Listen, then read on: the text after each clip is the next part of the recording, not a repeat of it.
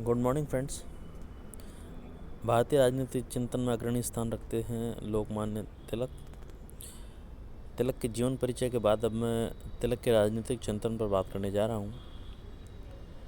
कोई भी व्यक्ति अपने परिवेश से प्रभावित हुए बिना नहीं रह सकता, वैसा ही तिलक के साथ भी है। तिलक के समय राष्ट्रीय आंदोलन की शुरुआत हो चुकी थी और राष्ट्रीय आंदोलन में उदारवादी आंदोलनकारियों का प्रभावी दबदबा था। तिलक ने 1889 में भारतीय राष्ट्रीय कांग्रेस की सदस्यता प्राप्त की और इसी समय से वे कांग्रेस के राजनीतिक विचारों के साथ जुड़े हैं। 1889 से 94 के दौरान तिलक पर उदारवादी विचारधारा का प्रभाव रहा और वे उदारवादी विचारधारा के समर्थक भी रहे और उदारवादी कार्यक्रम के साथ इन्होंने अपने सकारात्मक सहयोग समय समय पर दिए हैं।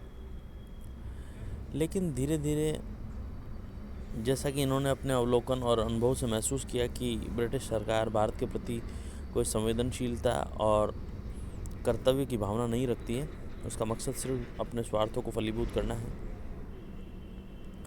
सन 1895 में उनके राजनीतिक चिंतन में परिपक्वता आई और ब्रिटिश सरकार के भारत विरोधी कार्यों और स्वयं के राष्ट्रवादी विचारों ने उन्हें उदारवादियों से अलग कर दिया और वो उग्रवाद की तरफ थोड़ा थोड़ा बढ़ने लगे।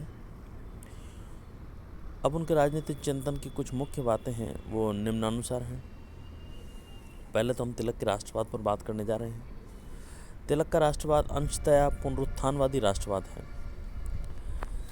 तिलक का राष्ट्रवाद अंशतः पुनरुत्थानवादी और पुनर्निर्माणवादी है। उन्होंने वेदों और गीता से आध्यात्मिक शक्ति और राष्ट्रीय उत्साह ग्रहण करने का संदेश हर आम भारतीय को दिया है और उन्होंने बतलाया है कि भारत की प्राचीन परंपरा के आधार पर आज के भारत के लिए स्वस्थ राष्ट्रवाद की स्थिति को प्राप्त किया जा सकता है। मतलब कि प्राचीन भारतीय परंपराओं का अवलोकन करके एक व्यक्ति न केवल आदर्श नागरिक बन सकता है, बल्कि एक स्वस्थ राष्ट्रवाद की भावना को भी जिंदा रखने के साथ उसे प्रचारित कर सकता है। मराठा में जो कि उनका समाचार पत्र है, उसमें लिखा है कि सच्चा राष्ट्रवादी पुरानी नींव पर ही निर्माण करना चाहता है। जो सुधार और पुरातन के प्रति घोर असम्मान की भावना पर आधारित है, उसे सच्चा राष्ट्रवादी रचनात्मक कार्य नहीं समझना चाहिए। इस प्रकार वो ये कहते हैं कि हम अपनी संस्थाओं को ब्रिटिश ढांचे में नहीं ढालना चाहते। सामाजिक और राजनीतिक सुधार के नाम पर उनका अंतर्राष्ट्रीयकरण नहीं करना चाहिए। ठीक है।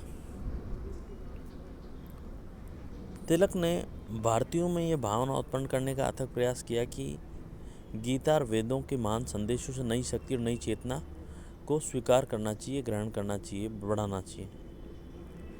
ऐसा करने पर ही भारत एक आध्यात्मिक शक्ति को प्राप्त कर सकेगा और ब्रिटिश नौकरशाहों से टक्कर लेकर स्वराज्य को प्राप्त कर सकेगा।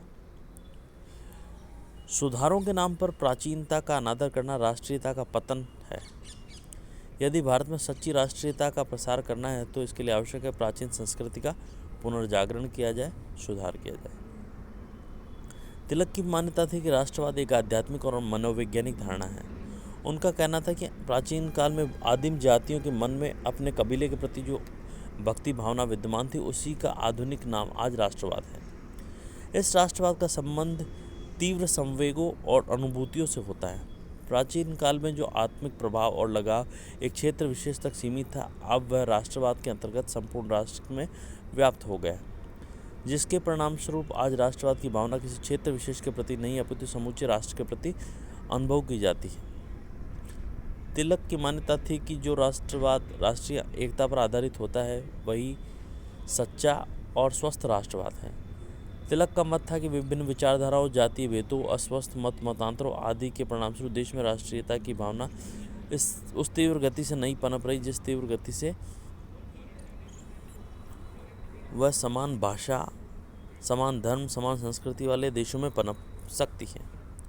यही कारण है कि उन्होंने भारत की राष्ट्रीय एकता के लिए मनोवैज्ञानिक और आध्यात्मिक तत्वों पर ज़्यादा से ज़्यादा बल दिया है। ये तत्व भारत की प्राचीनता से ही विद्यमान थे, अब उन्हें पुनः जगाने और संगठित करने की आवश्यकता मात्र थी। तिलक के प्रत्येक कार्य और प्रत्येक भाषण में एकता की भावना सर्वोपरि होती थी, चाहे वो धार्मिक भाषण हो या राजनीतिक या सामाजिक। तिलक ने भारत की एकता को प्रस्थापना का मार्ग बतलाते हुए कहा कि भारत में विद्यमान विभिन्न पथ, वैदिक धर्म की शाखाएं, प्रशाखाएं आदि, यदि इस बात को ध्यान में रखी जाए और हम विभिन्न मतों के बीच एकता स्थापित करने का प्रयत्न करें तो ये एक महान शक्ति बन सकती है। जब तक आपस में भेद और विभाजन विद्यमान है, तब तक एक मत दूसरे से सामंजस्य और एकता का अनुभव नहीं करता है, हम हिंदुओं के रूप में आगे नहीं बढ़ सकते हैं। मतलब कि वो भेद और मतभेदों के खिलाफ थे और वो मानते थे कि विकास में बड़े बाधक हैं। हिंदुओं में सामंजस्य और एकता की भावना उत्पन्न करने के उद्देश्य से तिलक ने राष्ट्रवाद के विकास में सार्वजनिक उत्सवों को महत्वपूर्ण स्थान दिया है। राष्ट्रीयता को आध्यात्मिक और सांस्कृतिक स्वरूप प्रदान करने के उद्देश्य से उन्होंने गणपति उत्सव और शिवाजी उत्सव बनाए। गणपति उत्सव को वो आध्यात्मिक और धार्मिक राष्ट्रवाद के साथ शामिल करते हैं और शिवाजी उत्सव को वो आत्म स्वाभिमान और आत्म गौरव के साथ शामिल करते हैं। धन्यवाद।